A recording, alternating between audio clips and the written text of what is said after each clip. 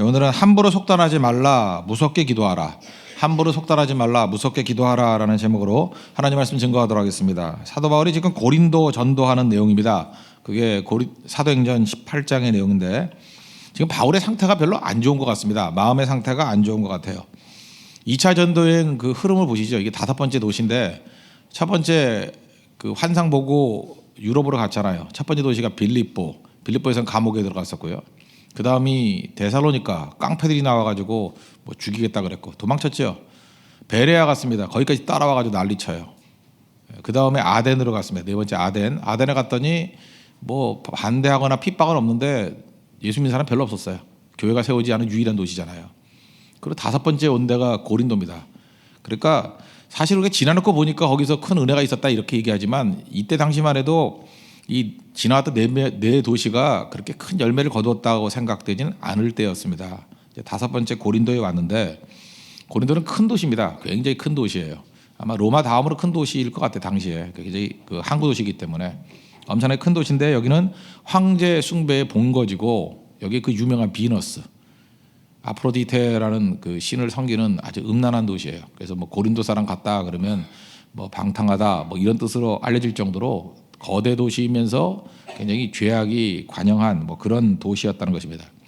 그러니까 여기 와서 느끼는 감정이 뭐겠어요? 암담하죠. 여기서 교회가 될까? 여기서 전도가 될까? 그래서 느끼는 게 뭐냐? 어려우면 몰려서 오는구나. 고린도전서 2장 3절에 그때 바울의 심정이 드러난 것 같아요. 내가 너희 가운데 거할 때에 약하고 두려워하고 심히 떨어노라. 내가 약해 보인다. 내 스스로 보니까 약해 보이고 그 다음에 상태가 두렵고 또 무지하게 떨었다. 이게 그때의 바울의 상태였다고 생각을 합니다. 그래서 힘들고 어려울 때였습니다. 우리도 삶의 정황이 힘들고 어려울 수 있고 또 선교 준비하면서 힘들고 어려울 수 있고 팀도 또 힘들고 어려울 수 있죠. 그리고 힘들고 어려울 때 우리가 명심해야 될 게 뭐냐. 우리 말씀의 음성을 듣는 게 되게 중요하다고 생각합니다. 2가지인데 첫 번째는 함부로 속단하지 말라는 거예요. 우리 인생을 살면서 판단 미스가 되게 많죠. 뭐 여러분 어떨지 모르겠지만 저는 굉장히 많았어요. 이게 실패구나. 이게 좌절이구나 이렇게 생각을 했는데 지나놓고 보니까 오히려 감사할 때였어요. 그때가 참 묘해요. 큰 감사의 때였는데 그 당시 느끼는 감정은 실패라고 느꼈어요. 이게 뒤집힌다고요. 사람을 만나도 그래요. 이 사람 되게 믿을 만한 사람이구나. 얼마나 기쁜지. 이런 사람만 있으면 내가 평생을 살아도 돼. 알고 봤더니 배신자예요. 몰랐어요. 예. 그러니까 크게 당했어요. 크게. 반면에 인상이 되게 안 좋아요. 뭐 이런 사람이 다 있나. 그리고 또 말을 할 때도 사람들 자기가 가지고 있는 기준이 있잖아요. 그 기준에 딱 걸리면은 야 그렇지 이게 안 되면 이 사람 안 될 사람이야. 제가 그런 사람 중에 대표적인 선교사님들 가운데 그런 사람이 있어요. 선교사님들 가운데 이렇게 같이 동역해야 될 사람이 있고 또 안 해야 될 사람이 이렇게 뭐 아무래도 자기 기준이 있잖아요. 근데 제가 볼 때 제일 껄렁껄렁한 선교사님이 그런데 지나놓고 보니까 그분이 말만 그렇게 하는 분이에요. 가장 예수님을 사랑하고 헌신적이고 그런 선교사님이었다고. 나중에 지나고 보니까 다 바뀌어요. 그분하고 동행하니까 너무너무 좋아요. 너무너무 좋아요. 사역이 막 펼쳐지기도 하고. 그러니까 하나도 맞는 게 없더라는 것입니다. 결국은 지나놓고 보면 다 뒤집힌다는 거예요. 거기서 깨닫는 게 뭐죠? 난 잘 모른다라는 거예요. 그래서 첫 번째 자세는 뭐냐면 함부로 속단하지 말라는 거예요. 여러분 인생이 내가 지금 어려운 거다. 뭐 내가 지금 평탄한 거다. 몰라요 그거. 하나도 모른다고. 사도 바울이 지금 고린도에 갔을 때 자기 자신은 되게 힘들다고 생각하고 어렵다고 생각했는데 아니었습니다. 그때가 축복의 시간이었어요. 평생의 동역자인 브리스길라 아굴라를 만난 게 고린도였어요. 이게 얼마나 대단한 거예요. 그죠? 그 당시에는 아마 경제 상황이 안 좋았던 것 같아요. 사도 바울이 그 돈이 없었던 것 같아요. 돈이 없어가지고 알바를 했거든요. 요즘 그러면 알바를 뛰는데 할 줄 아는 게 천막 만드는 것밖에 없어요. 그래서 GS25 같이 이렇게 찾아간 거라고요. 내가 할 줄 아는 게 그거밖에 없다고. 갔더니 거기 안주인과 주인이 누구냐 하면은 브리스길라 아굴라예요. 그죠? 그래서 처음엔 동업자로 시작했다가 나중에는 동역자가 되죠. 그러니까 여러분들이 어려울 때 먹고 살기 바쁘다 이러고 갔던 자리가 사실은 귀중한 만남의 자리가 될 수 있다니까요. 배우자의 만남의 자리가 될 수도 있고 동역자의 만남의 자리가 될 수도 있고 또 아니면 뭐 굉장히 연대할 수 있는 좋은 사람을 만날 수 있는 계기가 될 수 있다는 것입니다. 로마서 16장 3절 4절 보니까 그 브리스길라 아굴라에게 문안해 달라 이렇게 얘기하고 4절에 보니까 그들에 대해서 이렇게 설명을 해요. 그들은 이 부부는 내 목숨을 위하여 자기들의 목까지도 내놓았나니. 와, 대단하지 않아요? 바울이 무슨 확신이 있었냐면 이 브리스라 아굴라 부부는 내가 위기 가운데 처하게 된다면 내 목숨 살리기 위해서 자기들 목까지도 내놓을 사람이야. 대신 죽을 사람이야. 이건 뭐 입에 발린 얘기가 아니에요. 진짜 그렇게 느꼈던 것 같아. 이렇게 귀중한 사람이야. 이렇게 얘기를 합니다. 그러니까 천군만마를 얻은 거죠. 고린도가 상태가 안 좋은 게 아니에요. 브리스라 아굴라 이런 사람 만난 거 아니에요. 여러분들 솔직히 말해서 여러분을 위해서 목 내놓을 사람 있어요? 내놓을 사람이 있냐고. 생선목도 잘 안 내놔요. 잘 안 내놓는다고. 근데 지금 자기에게 귀중한 사역에 동역자를 만난 거 아니에요. 목숨까지도 바칠 수 있는 그런 사람 만났다. 어려움 중에 큰 힘이 되는 이 부부 만났다. 여러분도 하나님 앞에 이런 축복을 누려야 돼요. 최고의 축복은 사람의 축복이거든요. 잘 몰라요, 여러분. 관상 갖고 몰라요. 내 판단 갖고 몰라요. 근데 이상한 게 뭐냐면 어려운 가운데 있을 때에 하나님이 이런 엄청난 축복을 주신다고. 정말 저 사람이 내 평생의 동역자고 정말 평생에 나에게 힘이 되어주는 친구야. 이 어려울 때 이렇게 만난다니까요. 그러니까 잘 모릅니다. 그러므로 함부로 속단해서는 절대로 안 된다는 것입니다. 이건 사실 브리스라 아굴라도 마찬가지였던 것 같아요. 이 두 사람도 상태가 안 좋았어요. 왜 안 좋았냐면 이 사람들이 로마에 원래 살던 사람입니다. 그러니까 대도시에 살던 사람이에요. 거기서 큰 장사를 했던가 봅니다. 그런데 갑자기 황제가 그때 글라우디오라는 황제였는데 갑자기 유대인 추방령을 내려버렸어요.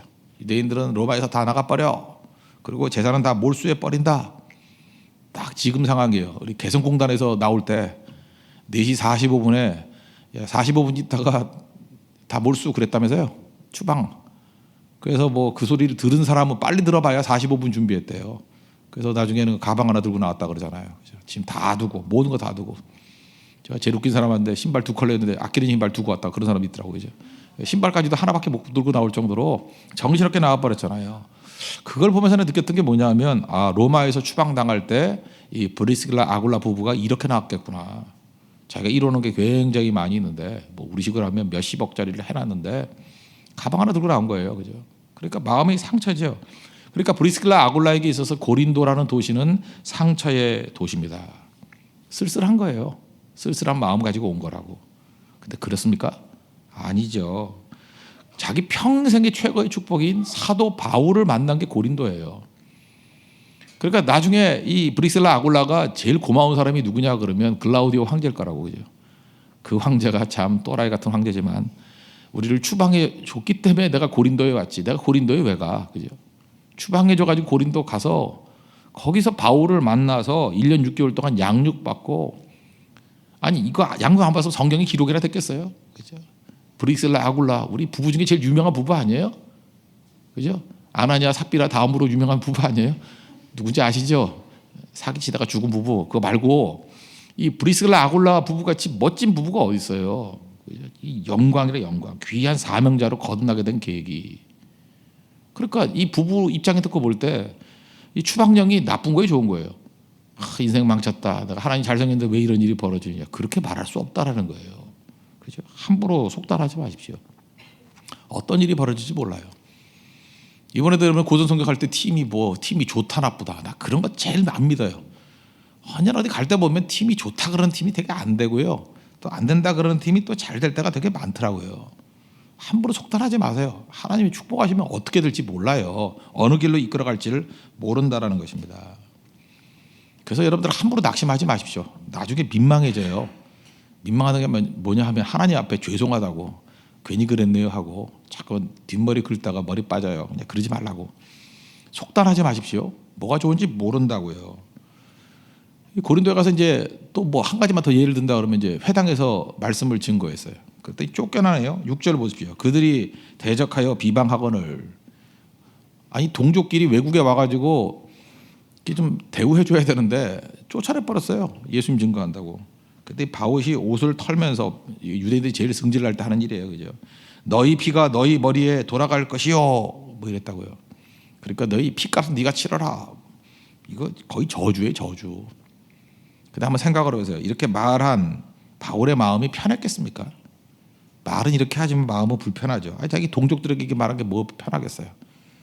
그래서 쫓겨나 버렸다니까요. 그러니까 또 마음이 또 어렵죠. 그죠? 어렵고 했는데 이것도 또 함부로 속단하면 안 돼요. 재밌는 게 뭐냐면 회당에서 쫓겨났는데 회당 옆집 사람이 또 환대해 주네.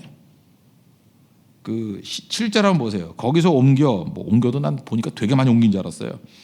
하나님을 경외하는 자, 하나님을 경외한단 말은 이방인인데 유대교로 온 사람을 하나님을 경외하는 자라고 표현해요. 그러니까 하나님을 경외한다 그 말뜻보다도 그걸 경외하는 자, 하나님 경외하는 자라는 그 관용어예요.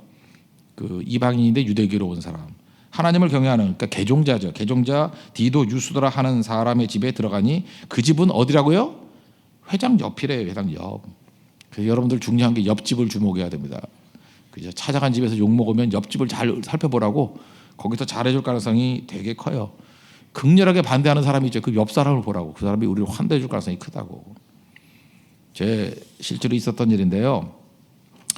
제가 아는 어떤 형제가 그 언니 되는 여자한테 프로포즈를 했어요. 딱지 맞았어요. 그리고 동생하고 결혼했어요. 그러고 난 다음에 그들끼리 모여가지고 되게 민망하잖아요, 그죠? 모여가지고 그러더라고. 뭐 조준이 잘못됐다고. 뭐 그러면서 조준이 잘못됐다고. 이게 또 말할까 말까 하는데 우리 위에도 그런 케이스 있어요. 그죠? 어떤 여자분이 우리 후계자한테 프로포즈했다가 안 닿아서 동생하고 결혼했다고. 뭐 그런 경우도 있다고. 이건 말하지 말아야 될 건가? 하여튼 그런 일도 있어요, 그죠? 이제 잘 살아요.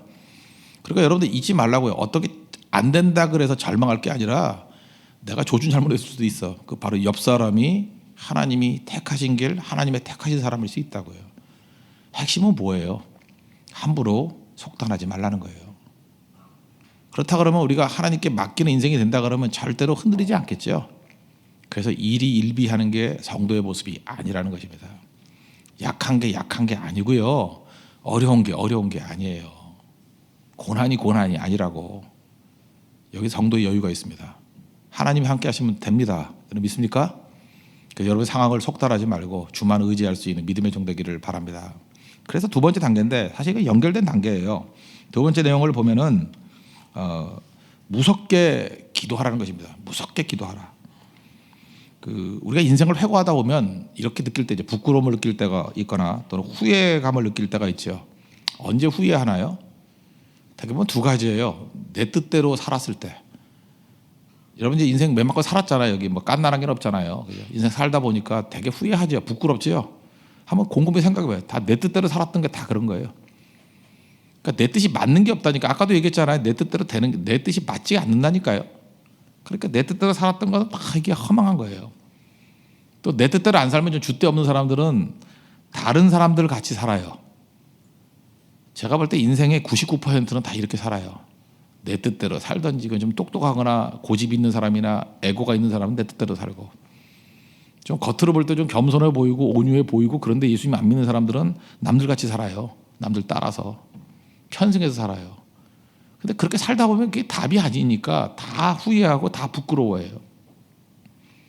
결국은 후회 없는 인생을 사는 길, 담대한 인생을 사는 길은 말씀대로 순종하는 인생이에요. 여러분 인생이 길이로 따지지 말고요. 제대로 산 건 말씀대로 순종한 사람만 제대로 산 거예요. 지금도 그래요. 그놈의 성격 안 좋아가지고 고집 부리다가 성질 부리다가 순종 안 하고 그 마음이 그렇게 뒤흔들려가지고 올라갔다 내려갔다 하면서 흔들리다가 말씀 순종 안 하고 욕심 때문에 어떤 사람 두려움 때문에 어떤 사람 고집 때문에 다 특징이 뭐냐면 내 뜻대로야. 내 뜻대로. 그리고 다른 사람들 같이 다른 사람도 그러잖아요. 그래서 후회와 부끄러움이 있다고요. 이유가 뭐든 간에 말씀대로 순종하면 그때부터 길이 열립니다. 이사야 55장 8절과 9절 보니까 하나님께서 이렇게 말씀하셔요. 내 생각은 너희 생각과 다르다. 물론 다르겠죠. 하나님과 생각이. 그러면서 말씀하시기를 야 하늘하고 땅을 한 봐. 하늘이 땅보다 높은 같이 내 길은 너희 길보다 높으며 내 생각은 너희의 생각보다 높다. 그러니까 하나님의 생각과 우리 생각의 차이가 그냥 하늘과 땅 차이라는 거예요. 가장 높고 가장 낮다라는 거예요. 게임이 안 된다. 그게 게임이 안 된다. 그러니까 내 생각 가지고 살면 무조건 실패하게 돼 있어요. 게임이 안 되는 바닥 같은 생각 가지고 사니까 망하는 거죠. 그럼 내 생각도 형편없는 거지만 다른 사람의 생각도 똑같잖아요. 인간이니까 다 형편없어요. 그러니까 하나님의 생각 가지고 살 때부터 제대로 된 인생을 하는 거라니까요. 하늘의 생각이에요. 하늘 같은 생각. 그러니까 말씀이죠. 말씀대로 순종하는 거. 그런데 하나님의 뜻이 뭔지 알아요? 몰라요? 모르니까 궁금하지 않아요? 그러니까 행동하기 이전에 이걸 아는 사람들, 절감하는 사람들은요 무섭게 기도합니다. 모르니까. 그러니까 잠깐만 실패를 잠깐만 하게 되는 이유가 뭐냐면 실패해서 내 뜻대로 안 된다는 거를 빨리 깨닫게 만드는 거예요. 깨닫게. 그래서 그걸 많이 깨달으면 머리 좋은 사람은 그때부터 행동 안 하려고 그래. 분명히 그대로 안 되거든요. 그러니까 무섭게 기도해요. 두 가지가 다 위험해요. 기도 안 하는데 이게 낙관해요. 여러분 기도 안 하잖아요. 이제 안 하는 사람 있잖아요. 기도 하나도 안 하는데 다 잘 될 것 같아. 딱 보니까 얼굴도 예뻐 보이고 자기가 그죠? 늘씬해 보이고 또 좋은 학교 나오고 집안도 좋아 보이고 이러면 만사형통일 것 같죠. 좋은 남자 와서 시집장가하고 애 잘 낳고 다 될 것 같아. 기도 없는 낙관. 근데 딱 쳐다보는 순간 여러분도 알죠. 뭔가 불안하죠. 그거 못 느껴요? 불안하죠. 생각대로 돼요. 반드시 무너져요. 기도 없는 낙관 항상 무너져요. 이 목회자들도 약간의 그런 느낌이 있어요. 기도는 별로 교인들이 안 하는데 뭐 평탄해 보여요. 그럴 때 오는 불안감이 있어요. 이거 아닌데 뭐 아니나 다를까 박살나죠 그냥. 그러니까 기도 없는 낙관. 기도 없으면 낙관도 그 낙관이 아니에요. 또 기도 없는 두려움이 있죠. 반대 생각이 또 낙관도 있지만 또 두려움이 있어. 기도하는 거 계속 두려워해. 쓸데없는 두려움이거든요. 아무 일도 못해. 그러니까 기도해야 두려움이 사라져버리고 그냥 담대함이 생기는 건데 그러니까 잘 보세요. 기도 없으면은 잘 나가는 인생이나 못 나가는 인생이나 둘 다 망해요.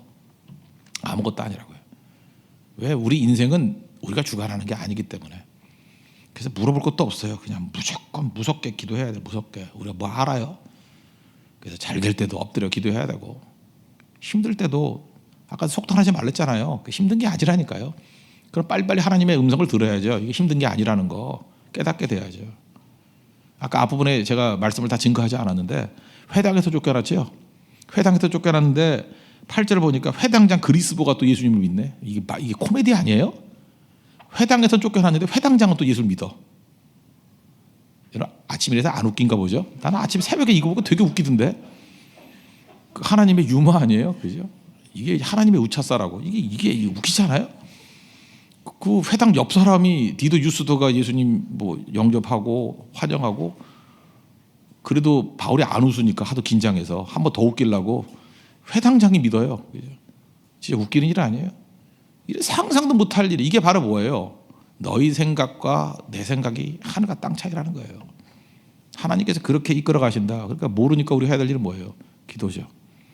이렇게 생각하면 됩니다. 기도 없으면 무조건 다 불안해해야 돼요. 기도 없으면 여러분 뜻한 대로 안 돼요. 지금 기도도 없이 이번에 뭐 고성팀 우리는 숫자가 더 많고 멤버가 빵빵해. 그러면 이제 얼마나 빵빵 터지는지를 기대해 보라고. 그죠? 여기저기서 터지는 일들. 반면에 기도 없이 우리는 아무도 없어요. 두려워요. 낙심돼요. 그러면 그 뜻대로 될 거라고. 두려움보다 몇 배가 더 두려운 일이 벌어질 거라고. 그런데 기도만 들어가면요. 기도만 들어가면 이게 흐릿한 게 선명해져요. 초점이 선명해지고 힘없던 것들이 이루어지고 그 다음에 보이니까 뭐가 부족한지 보이니까 그걸 구하고 구하면 하나님이 들으시고 구원해 주시죠.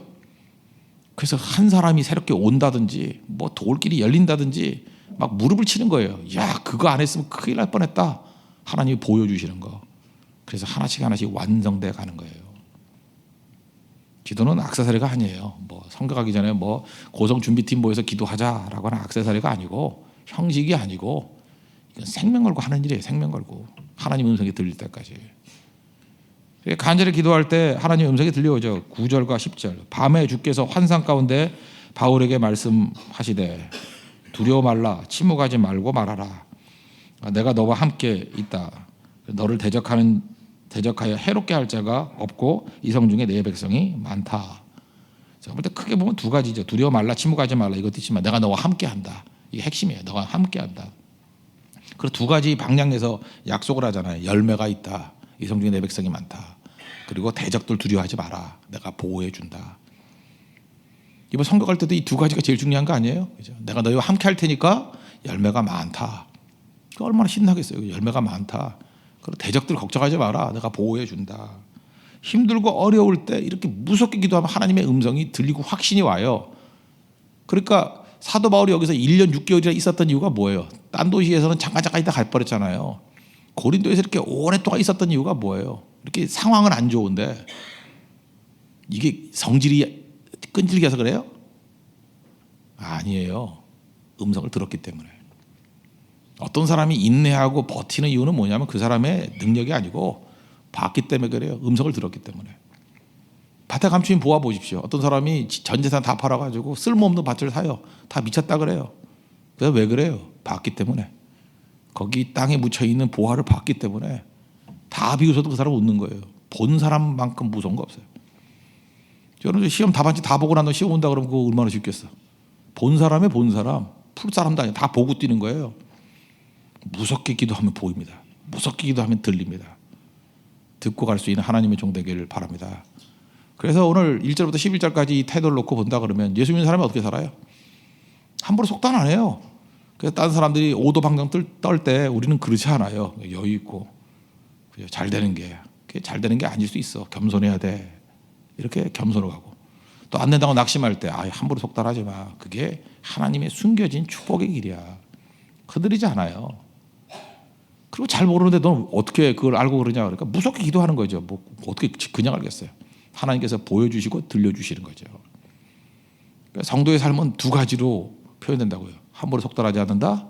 무섭게 기도한다. 따라합시다. 함부로 속단하지 않는다. 무섭게 기도한다. 이게 성도의 삶이에요. 여기서 나타나는 특징들 이게 보여야 된다는 것입니다. 이 말씀 앞에 순종할 수 있는 하나님의 거룩한 종 되기를 축원합니다. 모두 자리에서 일어나겠습니다. 찬송하는 540장 찬송하겠습니다. 다 같이 공동체 기도 드리도록 하겠습니다. 기도하겠습니다. 힘들고 어려울 때 흔들리지 않게 하소서. 함부로 속단하지 않게 하소서. 내 판단이 틀릴 때가 많습니다. 나도 나를 모르고 길도 모릅니다. 상처의 도시에서 축복을 만납니다. 어려움의 자리에서 평생의 동역자를 만납니다. 쫓겨난 자리 바로 옆에서 환대를 받습니다. 회당에서는 쫓아냈는데 회당장은 영접합니다. 그게 인생입니다. 그게 하나님의 인도하심입니다. 하나님만 굳게 믿고 따르게 하소서. 무섭게 기도하게 하소서. 회고하면 부끄러움과 후회가 있습니다. 내 뜻대로 남들같이 살았기 때문입니다. 나의 가는 길을 내가 모릅니다. 무슨 일이 벌어지는지도 모릅니다. 궁금합니다. 두렵습니다. 그래서 무섭게 기도합니다. 무섭게 기도하는 사람이 되게 하소서. 불확실을 확실함으로 바꾸게 하소서. 하나님이 함께하는 자리면 무조건 최종 승리합니다. 중요한 것만 체크하고 담대히 나가게 하소서. 나의 삶을 맡깁니다. 주여 인도해 주옵소서. 예수님의 이름으로 기도합니다. 아멘. 540장입니다.